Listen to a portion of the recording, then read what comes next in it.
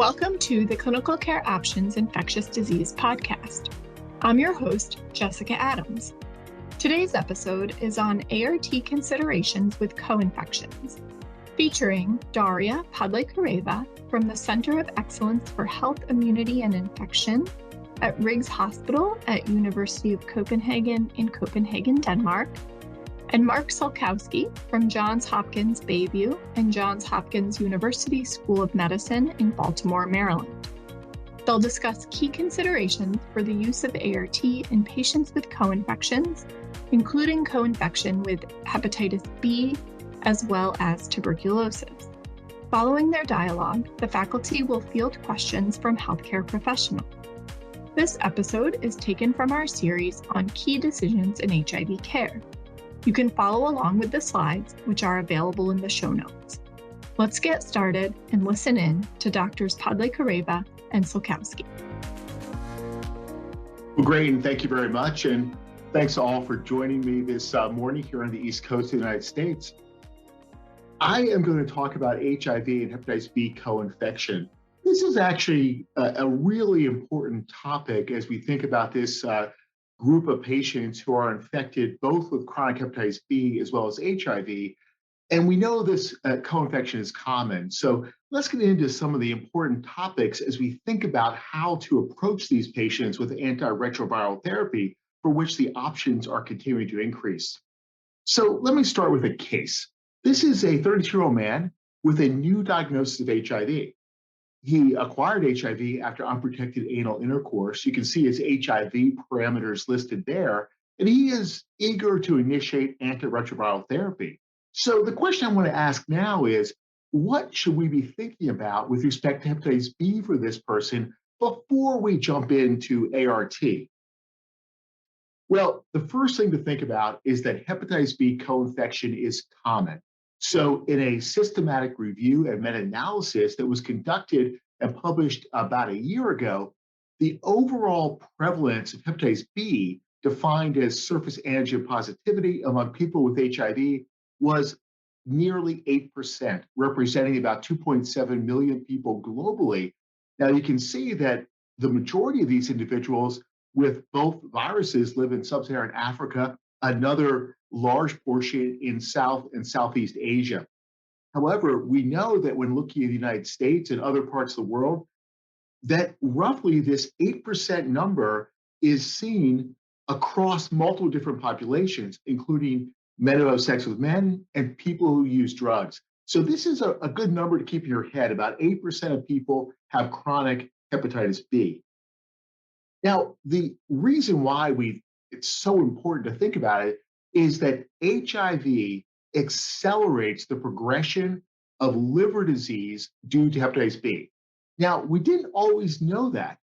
In fact, in the early days of HIV, there was a feeling that maybe this wasn't accelerated. But this paper, published now nearly 20 years ago by Chloe Teo at Johns Hopkins using the MAX cohort, compared men with and without HIV and with and without hepatitis B. And if we look at the figure, you can see that the group that had the highest liver mortality was men who were co-infected, both HIV and Hep B. Compared to those with Hep B alone, the risk was 19 times higher that they would die of liver disease. So this is a remarkable adverse effect. Now, I will point out this study was conducted prior to the availability of tenofovir, and our hope is that with therapy, we can reduce these mortality rates. I think a lot of the evidence suggests we've done that. So given that this is common and important, it is important that we test all individuals for hepatitis B. How do we do that? Surface antigen, antibodies against the surface protein and the core protein. And we generally recommend checking core antibody total. The table below talks about what these patterns may look like.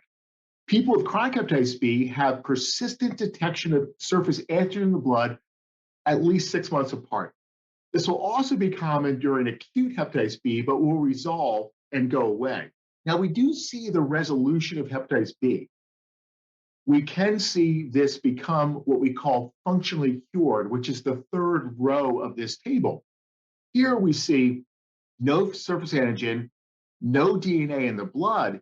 But if we were to look inside the liver in hepatocytes, we can find covalently closed circular DNA, cccDNA, persisting in hepatocytes. This is a long-term reservoir, but it is controlled by the immune system and not causing damage. And the final row is a vaccinated person who has just surface antibody present. So the Department of Health and Human Services guidelines recommend several important points for the co-infected individual. First, treat everybody with hepatitis B. For monoinfection, we sometimes don't treat hepatitis B if the viral load for B is low or the liver test ALT is low. But for this case, HIV Hep B, treatment of Hep B is universal.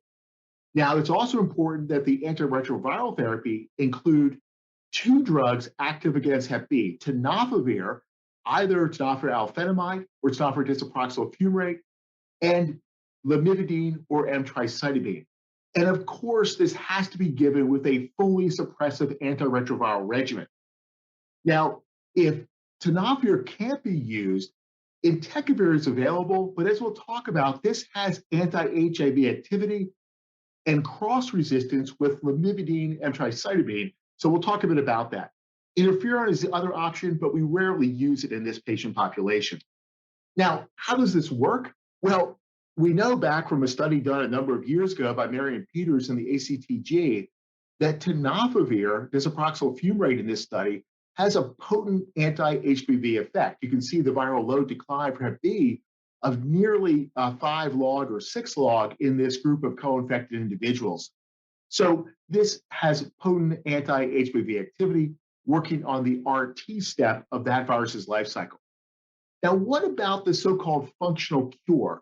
That is the loss of surface antigen. As I depicted in that table, that's what we want to see. Well, in a recent meta-analysis systematic review, 7.3% of patients lost surface antigen. Now, in more recent studies looking at long-term antiretroviral therapy published in 2020 or 2021, we can see these numbers ranging from 10 to 18%. 18% of individuals in a German cohort, 16% in a Swiss cohort. So there is the suggestion with longer dual therapy, you're treating HIV, improving the immune system, you're treating Hep B, that you can see this functional cure in between 10 and 15%. Now, let's take a couple other scenarios. Here's the 32-year-old man again, now a year later. His baseline Hep B DNA was 175 million, which is not uncommon.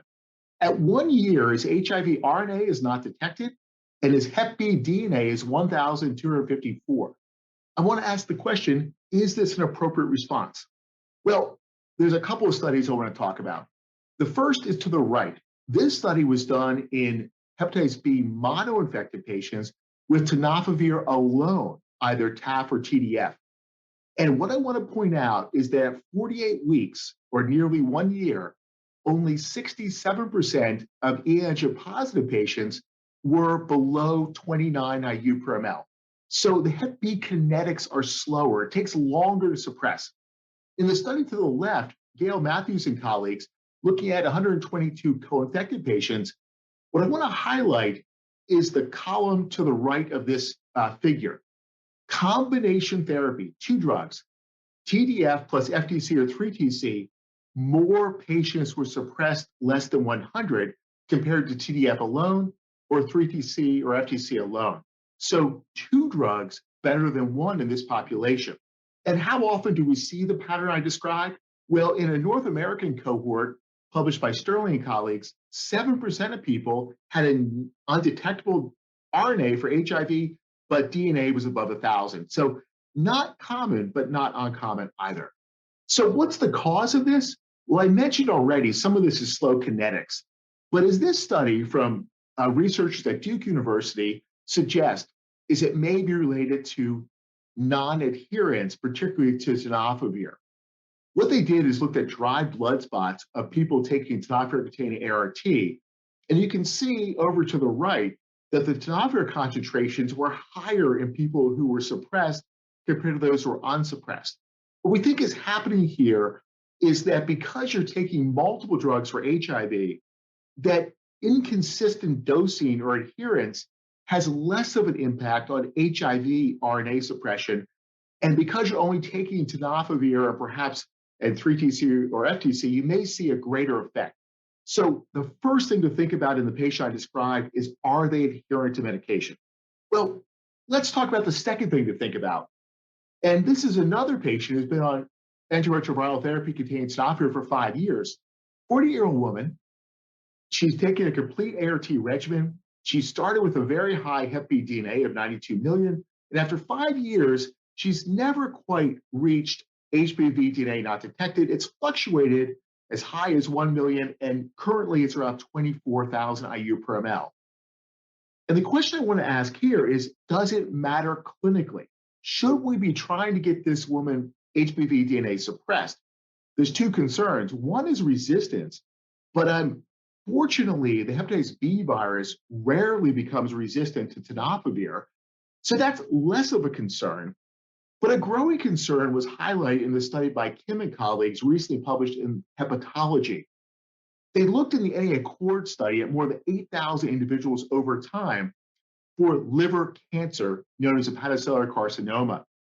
And what they found was that sustained hepatitis B DNA suppression for more than 1 year led to a 58% reduction in liver cancer risk. And when they looked at a subset of 5,000 people who had multiple measurements, they found that the lowest risk was in people with suppressed HIV and Hep B, both not detected. But those who had detectable HBV DNA on the bottom two rows to the right had the highest risk. So the patients we've described have an adjusted hazard ratio between 1.7 and 2.2 for greater risk of liver cancer. So the patient has a greater risk. So what can we do about this? Well, we could potentially add entecavir. Now, I will caution that with non-adherence, adding another drug is probably not the approach you want to take. So first thing first, assess adherence. Entecavir, in the study to the right, when added to FTC TDF in 13 patients with incomplete suppression, as you can see, did lower HBV DNA. But keep in mind, entecavir is anti-HIV activity, and it selects for HIV resistance, the M1A4V mutation. This is a N of 1 study published in the New England Journal of Medicine a number of years ago, where a patient was prescribed entecavir. He had suppression of both viruses and developed the M1A4V mutation. This was an important lesson. So you can use entecavir HIV, but it must be combined with a complete ART regimen, and perhaps in patients who can't take tenofovir or those with incomplete suppression, although, again, adherence is the first issue. Now, what about stopping hepatitis B active ART? We are fortunate to have new options. So let's think through a couple of those from antiretroviral therapy. This is a 58-year-old man who's got well-controlled virus, more than 10 years of undetectable. He's E antigen negative. He has normal liver stiffness, so likely not cirrhosis. He's asking about long-acting cabotegravir rilpivirine injections, and is he a candidate? Well, I mentioned some of the new options. Well, I just talked about the monthly IM injections that have been approved in the United States to other settings, but there's also dolutegravir, lamivudine, and dolutegravir rilpivirine as a single oral tablet. And I want to highlight what the Department of Health and Human Services says. It says when switching ART in a co-infected person, antiretroviral drugs active against Hep B should be continued. Stopping therapy with tenofovir and lamivudine or emtricitabine can lead to a liver flare. Hepatitis B can reactivate, and some patients can develop fulminant hepatitis, and there have been patients who have died as a result of interruptions or reactivation therapy. So this is something to be tried, to be done with great caution, and it is not recommended by the committee that sets the DHHS guidelines. But what about these 3-TC containing regimens? That is technically a Hep B active ART regimen, but no longer has tenofovir. And so the same patient asking the question, can he take dolutegravir lamivudine? Now, I want to talk about a couple of studies. One is to the right. This was de novo antiretroviral therapy studied by the ACTG in a couple of different studies. And it looked at dual therapy and monotherapy. And what it showed was that 3TC or FTC alone was not effective. And the probability of durable Hep B suppression was quite low. Now, the other point to make is that lamivudine escape variants, Hep B resistance occurred quickly. And we know from older studies that lamivudine resistance can occur in most people taking 3TC alone. One highlighted point is that 3TC resistance hepatitis B, because of an overlapping genome, can lead to vaccine escape. So we don't like to see lamivudine resistance in our patients for Hep B. And to summarize the Hep B take-home points, treatment is recommended for all patients. The antiretroviral regimen should include tenofovir, one form or another, plus XTC, one form or another, as part of a fully suppressive regimen. Entecavir is an option, but certainly be careful with that. And certainly be careful when considering some of the new two-drug antiretroviral regimens and think through, is your patient a candidate? Now, I didn't talk about hepatitis C, but you can join me later in a different program for a medical minute where I'll talk about Hep C and antiretroviral interactions. And with that, I'll stop and turn over to my colleague, Daria, to talk about TB co-infection. Thank you very much, Mark. And it's really a great pleasure for me to be here with you today and to discuss the most important considerations when prescribing ART to HIV TB co-infected patients. And I would like to underline that the topic of this presentation is ART considerations in HIV TB co-infected patients, and therefore I will not be talking about TB treatment today. When prescribing ART in co-infected patients, there are two major scenarios, and I would like to start with a simple case. Here we have a young male. He presents with 3 weeks history of fever, cough, and fatigue. I would like to underline his origin. He immigrated from Estonia 2 years ago. And here we need to say that while in Western countries, in like United States, Canada, or Western Europe, tuberculosis is really a rare disease, it is still very prevalent in some parts of the world, such as Sub-Saharan Africa, Eastern Europe, and Asia. And when you have patients originating from these regions, please keep TB in mind and evaluate patients for this disease. So this patient, he was diagnosed with HIV a couple of years ago, and he's on ART treatment with good adherence. His HIV status you can see in the table to the right. And now he presents with a chest X-ray showing dense homogeneous opacity in upper right lobe.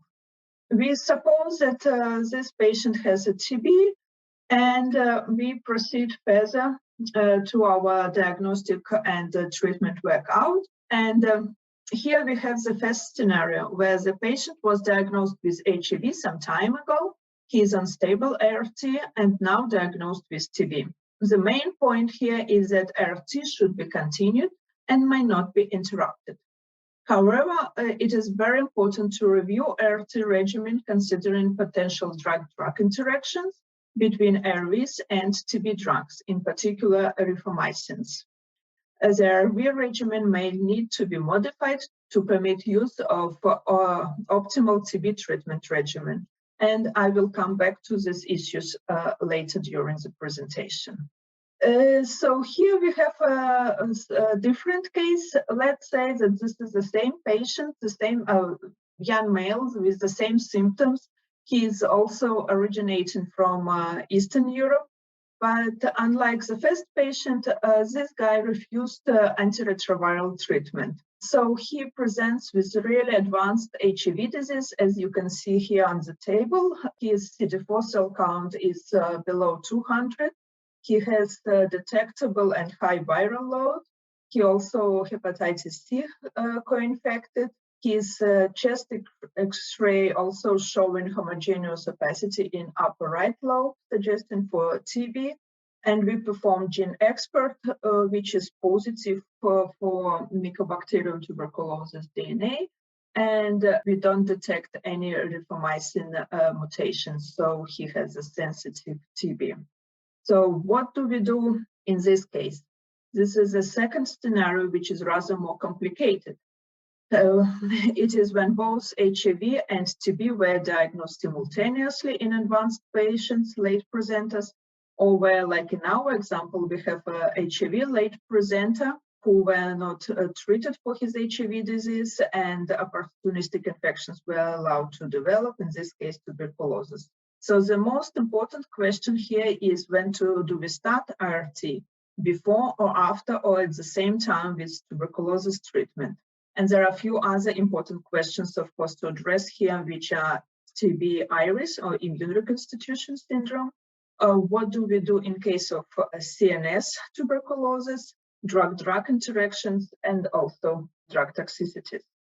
3 large randomized trials were conducted to address the question when to start ART in TB-HIV co-infected patients. As a result of these 3 studies were published in the same issue of New England Journal of Medicine back in 2011. On this slide, you can see results from SAPIT trial. This trial randomized 642 patients with CD4 cell count below 500 to start either simultaneously ART and TB treatment, after intensive phase of TB treatment, which means 2 months delay, or after TB treatment was completed, which means after 6 months of TB treatment. This study was stopped prematurely because mortality in 2 integrated treatment arms was 56% lower than in a sequential arm. On this Kaplan-Meier plot, you can see analysis of subgroup of patients with CD4 below 500, clearly demonstrating benefit of integrated therapy. The next study is a STRIDE study. It randomized 809 participants with CD4 cell count below 250. So participants were more immune suppressed than in the previous study. And they were randomized to either immediate ART, meaning that they should start treatment within 2 weeks of TB treatment initiation, or early ART when they started ART between 8 and 12 weeks after TB treatment initiation. Analysis was stratified according to the CD4 cell count strata, either below or above 50 cells. And again, as you can see here on this graph, immediate ART was beneficial in terms of disease progression to new AIDS events or death. And the difference was more pronounced in patients with low CD4 cell count, which was below 50. And the third study I would like to share with you is a Camellia study. It was conducted in Cambodia on 661 patients with HIV and TB. And the median CD4 cell count was 25. So they were really they had really advanced disease and severely immune suppression. And patients were randomized to receive ART at 2 or 8 weeks after starting TB treatment. Again, here, the benefit of early ART was pronounced, as you can see on this Kaplan-Meier graph. The results of the studies reflected on current guidelines, and here you can see recommendations from 3 major HIV guidelines: European, United States, and WHO. And all guidelines recommend to initiate TB therapy first, followed by ART initiation as soon as possible within 2 weeks, except of the situation where TB meningitis is present. We will discuss it on the next slide. US guidelines still keep CD4 cell count of 50 cells to allow delay of ART, but note that there is a growing evidence supporting early ART and lack of data showing any harm of starting early ART. It is a different situation when CNS is involved in TB process. Therefore, it is very important to exclude TB meningitis in patients with advanced disease and CNS symptoms. This will require very careful clinical workup, lumbar puncture, CT scans, MRI, and so on. Patients with TB, with CNS TB, are at higher risk for developing immune reconstitution syndrome, severe complications, and death. And here recommendation is to delay ART for approximately 4 weeks.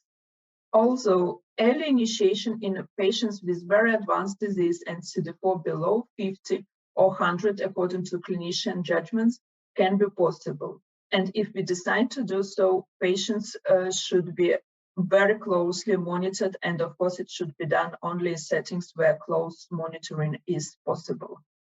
So how do we treat, and what ARVs we choose for combination treatment of tuberculosis and HIV?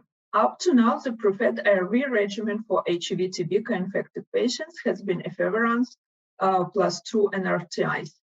Efavirenz-based ART is associated with excellent TB and HIV treatment outcomes and has low rates of serious toxicity. According to the latest recommendations, no dose adjustments are needed for efavirenz. NRTA backbone drugs also presented here, and it's the same as for first-line ART treatment. It's tenofovir, abacavir, FTC, and 3TC. And they all can be safely given together with rifamycins containing TB treatment without any dose adjustments. But please note that TDF is preferred rather than TAF because TAF is more likely to cause DDIs, but evidence here is lacking. Another option efavirenz cannot be used is integrase inhibitors, and they may be used as alternative to efavirenz, and both raltegravir and dolutegravir can be safely used, but we need to remember to adjust dose when using with rifampicin. However, if you choose to give rifampicin instead of rifampicin, there are no dose adjustments are needed. The last or third option could be boosted PIs. Also, this option is less preferred, and in this case, rifampicin should be used instead of rifamycin due to the risk of toxicities and, in particular, hepatotoxicity. This table very nicely illustrates drug-drug interaction challenges during treatment of both conditions. So please be careful when you have patient with co-infection, and consult relevant sources. Also, a website on HIV drug-drug interactions from the University of Liverpool can be very useful in this situation. When we talk about treatment of HIV and TB co-infected patients, we need to mention TB-associated IRIS or immune reconstitution syndrome. TB IRIS is a frequent early complication of ART in patients with recently diagnosed or undiagnosed active TB. The condition results from recovering immune system driving inflammatory reactions directed at Mycobacterium tuberculosis antigens. And TB IRIS is characterized by excessive local or systemic inflammations. And there are two forms of TB IRIS. One is unmasking and paradoxical TB IRIS. Unmasking TB IRIS is basically our first scenario when we have a late presenter with HIV. We start antiretroviral treatment, and while immune system improves, reconstitutes, it starts to recognize different antigens, and in particular Mycobacterium tuberculosis, and then active disease develops. Here it is very important to continue ART and then implement a relevant anti-TB treatment. Paradoxical TB IRIS is a relatively common condition and characterized by worsening of symptoms during ART-induced immune reconstitution period in association with inflammatory signs after exclusion of expected cause of TB, MDR TB, or drug toxicities.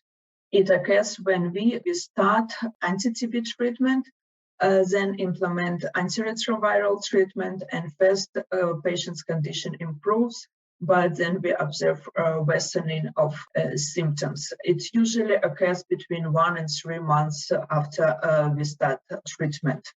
Although symptoms of paradoxical TB IRIS might be very serious and sometimes are life-threatening, mortality is rare in this condition. And paradoxical TB iris can be treated with corticosteroids, and also symptomatic treatment can be applied. It usually resolves within a few weeks, but sometimes prolonged corticosteroid treatment is needed. A recent study from South Africa suggests to use corticosteroids as prevention of iris in patients with low CD4 cell count initiation ART within 30 days after starting TB treatment. In this study, risk of TB iris was reduced by 30% in those who received prednisolone compared to placebo group. So this option can be considered when we have patients with advanced disease. So just to summarize the key points and take-home message of this presentation, I would like to say that clinical trial data supports the initiation of ART as soon as possible in most patients with TB. However, it should be delayed in patients with CNS TB or TB meningitis. We need to remember about a risk of TB-associated iris and appropriately manage it or prevent it. And also we need to remember that anti-TB treatment, particular main drug rifampicin, can cause a lot of drug-drug interactions with antiretrovirals, and we need to adjust antiretroviral treatment appropriately. Thank you very much for your attention, and it was a great pleasure for me. Thank you to Dr. Podlekareva and Dr. Sulkowski for that excellent presentation. We've had a couple questions come in. The first is from Tanner. This question is for Dr. Sulkowski. You have a patient on BIC/TAF FTC who has Hep B coinfection, and the patient wants to switch to rilpivirine long-acting injections. What are your thoughts on starting entecavir as a bridge along with BIC/TAF FTC, and then converting to entecavir with CAB and rilpivirine? Well, great. Well, thank you for that question. It's actually a really interesting approach, and one that I think could be very effective. A couple things about entecavir. It is a potent anti-HBV drug. It is one of the recommended nucleoside analogs that treat Hep B. It is an L nucleoside and has some partial overlap and resistance with lamivudine. So I don't like to use it if the person has lamivudine resistance. And those are usually people who took lamivudine monotherapy back in the sort of late 90s, early 2000s. So assuming this is sort of wild type Hep B, I think this approach is fine. And with monitoring, and I didn't talk about monitoring, but he should have hepatitis B DNA done about every 6 months to ensure that it remains undetectable. And we also recommend screening for hepatocellular carcinoma. Right. The next question is from Anthony. 2 questions. It looks like these are both about Hep B. Patient who's recovered from Hep B infection and is now surface antigen negative with anti-Hep B antibody. Can he be put on dolutegravir lamivudine dual therapy? Another fantastic question. So thank you for raising this. And I definitely want to clarify the point. When I talked about using 2 drugs, tenofovir plus lamivudine or emtricitabine, I was really referring to people who are S antigen positive. There is some discussion about people who have prior Hep B that's now resolved, but I think it's those patients can be placed on antiretroviral regimens that don't include tenofovir. So I would be perfectly comfortable putting a patient who is S antigen negative on any tenofovir sparing regimen. The second part of the question about whether or not someone with prior infection who's Hep B surface antibody negative would benefit from vaccine is one where a lot of controversy. Many people say no because they've already been infected, but there are at least some guidelines that recommend you could vaccinate. So there's no harm in vaccinating. The benefit is unclear.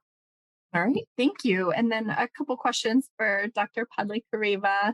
Could you talk a little bit about TAF with rifamycins? I know you mentioned there's not a lot of data yet and they are not recommended, but they are being used so much in first-line therapy now. What is the data and kind of what are we lacking in data so far? We simply lacking PK data on using TAF with rifamycins. One study performed, it's simply, as I mentioned, PK data that are missing, and we don't know whether it is safe or whether how concentration changed of active tenofovir metabolites when it's given together with rifamycin. Some more studies suggesting that concentration of TAF is given together with entecavir and rifampicin is rather high, and it is okay to use. But again, studies with sufficient power were not yet performed. And yes, I know that TAF is a very popular drug, but it's mostly in Western world. As far as I know, for example, in Eastern Europe, it's not widely used, and that's why I don't think it's a major problem. But again, it can be used if needed. It can be, for example, patients with kidney diseases, but we need to monitor drug concentrations. Thank you. Can you also talk a little bit about availability of rifapentine now that there's some data for the use of rifapentine-based regimens in people with HIV?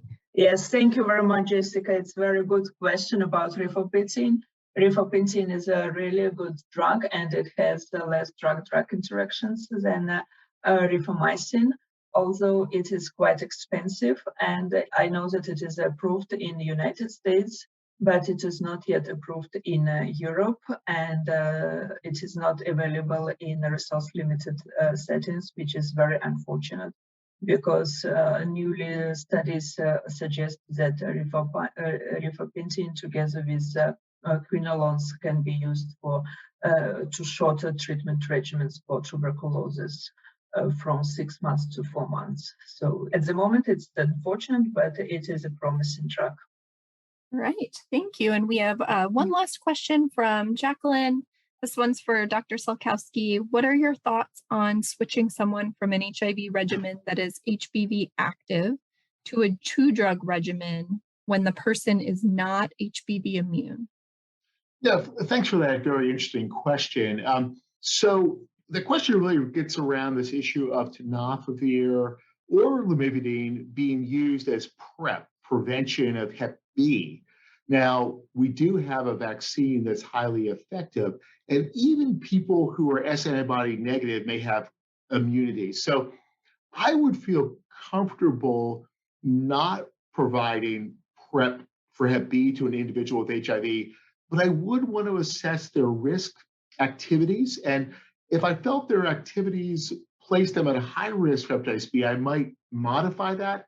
The other thing I might do is there is a study underway right now called Beehive, or an ACTG study, looking at the use of a newer vaccine that includes a TLR9 agonist called Heplicate B. I might try that as well, although, again, it's still being studied, to try to get that person to get immunity. Thank you to Drs. Podlekareva and Sulkowski, and thanks to you, the listener. To listen to more episodes in this series and to see slides and webcasts on key decisions in HIV care, see the links in the show notes. Thank you and have a great day.